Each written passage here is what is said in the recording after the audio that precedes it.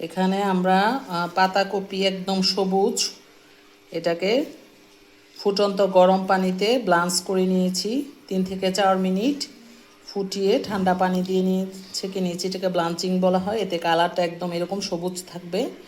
আর সাথে দিয়েছি চালের গুঁড়ি, পেঁয়াজ কুচি, অল্প একটু রসুন, কাঁচামরিচ, লবণ, হলুদ, আর দিয়েছি হাঁসের ডিম। আপনাদের হাঁসের ডিম না থাকলে আপনারা মুরগির ডিম দেবেন। আর দিব স্পেশাল গরম মশলা, এটা দিলে এটার ফ্লেভারটা খুব ভালো আসে। আমরা তৈরি করছি পাতাকপির পাকোড়া। এখন এই পাকোড়াটাকে, এই মিশ্রণটাকে আমরা খুব ভালোভাবে মেখে নেব।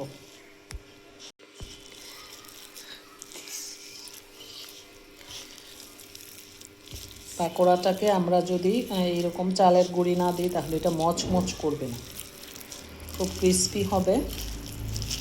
ঘেয়েমি পাতাকপি খেতে খেতে বোর হয়ে যাবেন, তারা এরকম পাকোড়া তৈরি করে নেবেন।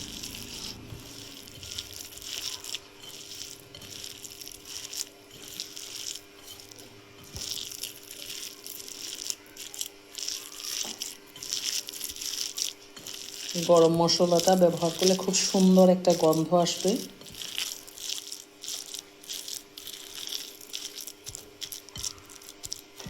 আমাদের ডোটা রেডি। এখন এটাকে আমরা তেলে ভেজে নেব। চুলায় আমরা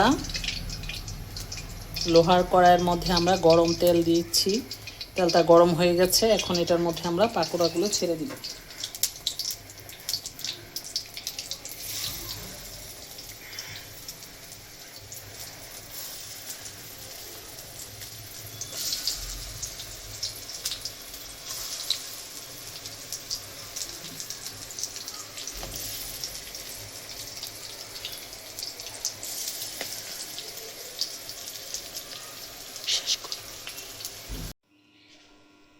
তৈরি হয়ে গেছে আমাদের পাতাকপির পাকোড়া।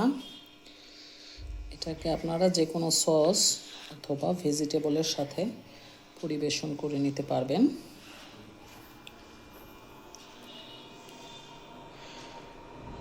একদম ধোয়া উঠছে গরম গরম।